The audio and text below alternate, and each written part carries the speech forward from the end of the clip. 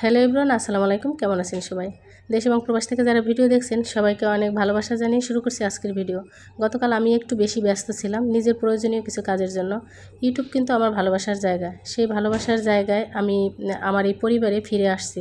গতকাল ব্যস্ত থাকার পরও আজকে কিন্তু আবার আমি ফিরে আসছি আপনাদের সঙ্গে। দেখুন, আমার জীবনের কিছু গুরুত্বপূর্ণ সিদ্ধান্ত নেওয়ার পথে আছি আমি। জীবনে এমন কিছু সময় আসে বা এমন কিছু সময় আসে আমাদের জীবনে যে আমরা দুইটা পথের সামনে দাঁড়িয়ে থাকি।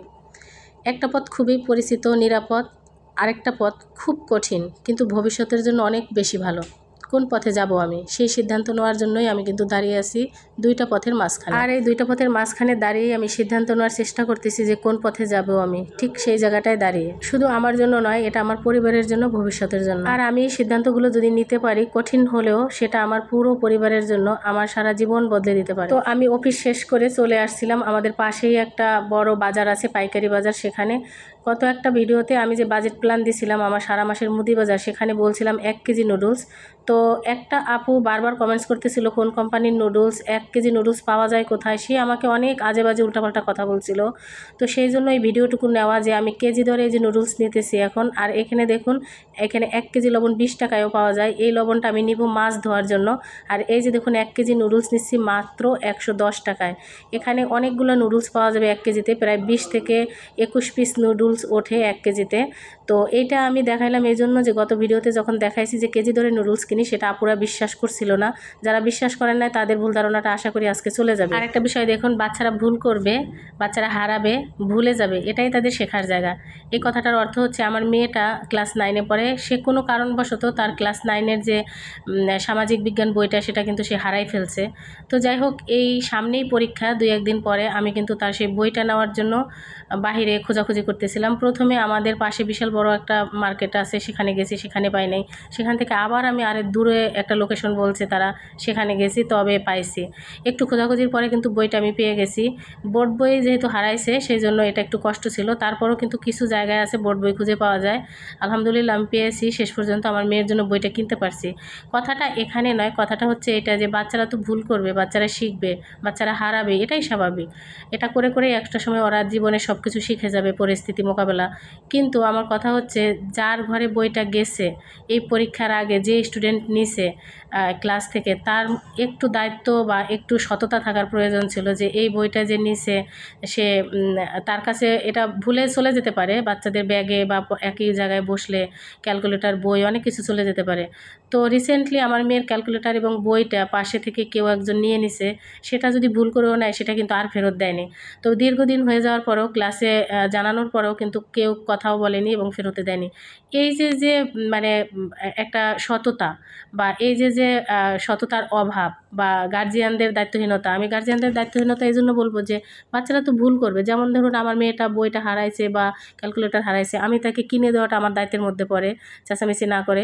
কিন্তু আমার ঘরে যদি কারো বাচ্চার বই, খাতা, কলম, পেন্সিল চলে আসে, সেটা তো আমি চিনবো যে এটা আমি কিনে দিই নাই। তাহলে দায়িত্ব সহকারে সেই জিনিসটা, বাচ্চাদের ভুল হলেও তাকে কিন্তু আবার রিটার্ন দেওয়া বা তাকে বুঝিয়ে বলতে হবে যে পরের দিনে এটা তুমি তাকে দাও, যার জিনিস তাকে দিয়ে দাও।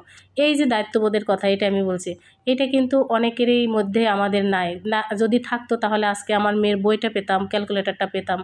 এত ভালো একটা স্কুল, অথচ তারপরে এই ধরনের জিনিস হারিয়ে যায়, এটা খুব দুঃখের কথা। যাই হোক, এই ছোটোখাটো ভুল বা সমস্যা এগুলো জীবনে আসতেই থাকবে। তবে আমি আমার ঘরে ছেলে মেয়ে যখন আসে, মাঝে মাঝে ব্যাগ চেক করি যে কোনো ধরনের কোনো জিনিস যেন বাড়তি না পাওয়া যায় যেটা আমি কিনে দেই নাই বা আমার ছেলে মেয়ের না।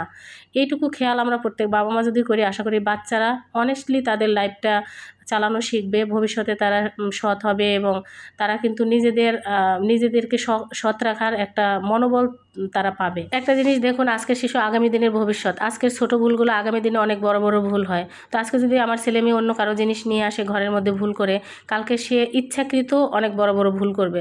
এই জিনিসগুলো আসলে অ্যালাউ করা ঠিক না।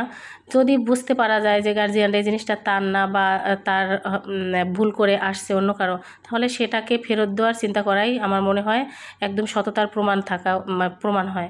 তো যাই হোক, এটা কোথায় কিভাবে চলে গেছে আমি জানি না। তো আমার মেয়েরটা সমাধান আমি করে ফেলছি আলহামদুলিল্লাহ। তো এর বাইরেও দেখুন আমি কিন্তু আপনাদের যখন বাজেট প্ল্যান দিই যে ফর এমার্জেন্সি একটা খাত রাখি, কিন্তু আমি সব সময় যে বাজেট রাখি যে ফর এমার্জেন্সি বা জরুরি প্রয়োজন, এই জরুরি প্রয়োজনে যে টাকাটা আমি রাখি সেটার জন্যই কিন্তু আমরা কিন্তু সামলাতে পারবো। যেমন ধরুন আজকে যে ক্যালকুলেটর বা বইটা হারাইছে, এটা কিন্তু নতুন করে কিনে দেওয়া লাগছে, কারণ একদমই পরীক্ষা চলতেছে, এখানে তো কোনো গাফলতি করার প্রশ্নই আসে না। না খেয়ে থাকলেও কিন্তু আমার এই জিনিসটা কিনতে হবে, শিক্ষা উপকরণ আগে। তো সেই জন্য কিন্তু আমি বলবো যে আমি যখন বাজেট প্ল্যান দেখাই আপনাদের জরুরি প্রয়োজনে একটা টাকা রাখি। ভাই বোনেরা অনেক সময় দেখবেন অনেকের বাজেটের বাইরে একটা জিনিস হুট করে হয়ে যায়, সমস্যা হয়ে যায়, ভেঙে যায়, হারিয়ে যায়। তো এই কারণেই কিন্তু জরুরি প্রয়োজনে টাকাটা দরকার। আমার বাজেটের মধ্যে আপনারা দেখবেন যে জরুরি প্রয়োজনে সবসময় আমি টাকা রাখি, যে আপনারা কখনোই এটা ভাঙবেন না। মাসের শেষে যখন দেখবেন যে লাগে নাই, সঞ্চয় করবেন। এটা দিয়েই কিন্তু আস্তে আস্তে জীবনে একদিন আপনি ওইটা দিয়েই অনেক কিছু করতে পারবেন। তো যাই হোক, আমি ভিডিও প্রসঙ্গের অনেক দূরে চলে গেছি। এখন কিন্তু আমি এই বাহির থেকে বই এবং অন্য কেনাকাটা করে তারপর বাসায় আসছি। এখন সন্ধ্যাবেলা ছিল, বাচ্চাদের জন্য একটু নাস্তা বানাইতেছি। এখানে পাতাকপি দিয়ে, ডিম দিয়ে, গাজর দিয়ে পাকোড়া, সেই সাথে 2 পিস চিকেন ফ্রাই।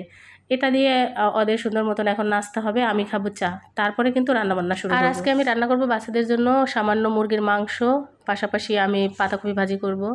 তো এইসব দিয়ে দিনকাল চলে যাচ্ছে। তো ভিডিওর শুরুতেই কিছু কথা আপনাদেরকে বলছি উজ্জ্বল রেখে, যেমন ধরুন আমি কিছু সিদ্ধান্তহীনতায় ভুগতেছি, কি করতে চাই জীবনে, আসলে যে অবস্থায় আছি এখান থেকে নিজেকে যদি আরেকটু চেঞ্জ করতে চাই, পরিবারকে যদি আরও সুন্দরভাবে তাদের সুন্দর সব কিছু দিতে চাই, তাহলে কঠিন কিছু সিদ্ধান্ত আমাকে নিতে হবে। সারা জীবন একরকম থাকলে চলবে না। আমি সবসময় আপনাদের বাজেট দেখাই যে আপনারা কিভাবে বাজেট করবেন, কিভাবে সংসারের খরচ কমাবেন। কিন্তু এটা কি সমাধান ভাই বোনেরা? খরচ কমানোটা সাময়িক সমাধান, কিন্তু আপনাকে সমাধানটা খুঁজতে হবে। যেমন ধরুন খরচ কমিয়ে আমি মোটামুটি কিছুদিন চললাম, কিন্তু এটা আজীবনের জন্য না। এটার জন্য একটা পারফেক্ট সমাধান হচ্ছে আপনার পথ পরিবর্তন করতে হবে। আপনাকে সিদ্ধান্ত নিতে হবে এর থেকে আরও বেটার কি পাওয়া যায়, বেটার কি থাকা যায়। তো আমি এই ধরনের কিছু সিদ্ধান্তের জন্যই ইদানিং খুব ব্যস্ত হয়ে গেছি, যে কারণে বাজেট প্ল্যানগুলো সুন্দর মতো দিতেই পারতেছি না আপনাদের। তারপরও আমি বিশ্বাস করি আমার আপুমনি ভাইয়েরা যারা আমাকে ভালোবাসে, আমার ইউটিউব চ্যানেল পছন্দ করে, আমার কথা ভালোবাসে, আমার কাজ ভালোবাসে, যারা আমাকে ভালোবেসে সুন্দর সুন্দর কমেন্টস করেন এবং ভিডিওর জন্য অপেক্ষা করেন। ভালোবাসা কিন্তু একদিনের জন্য না, ভালোবাসা দীর্ঘদিনের হয়। এই ভিডিওর মধ্যেও কিন্তু আপনারা অনেক কিছু জানতে পারবেন, বুঝতে পারবেন। ধৈর্য কী জিনিস সেটাও কিন্তু একটা শেখার বা বোঝার অনেক বড় ব্যাপার। তো তারা কিন্তু অবশ্যই আমার ভিডিওর জন্য অপেক্ষা করবেন এবং ধৈর্য ধরবেন, এটা আমি বিশ্বাস করি।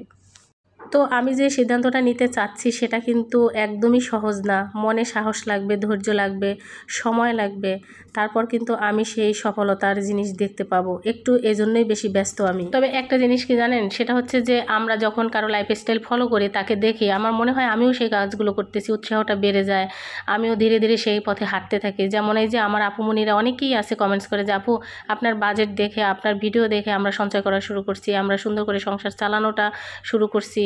অনেকে অনেক অভিজ্ঞ, যারা একদমই নতুন সংসার, অনেকেই দেখবেন সুন্দর সুন্দর কমেন্টস করতেছে যে আপু আমি আপনাকে দেখে সঞ্চয় শুরু করছি।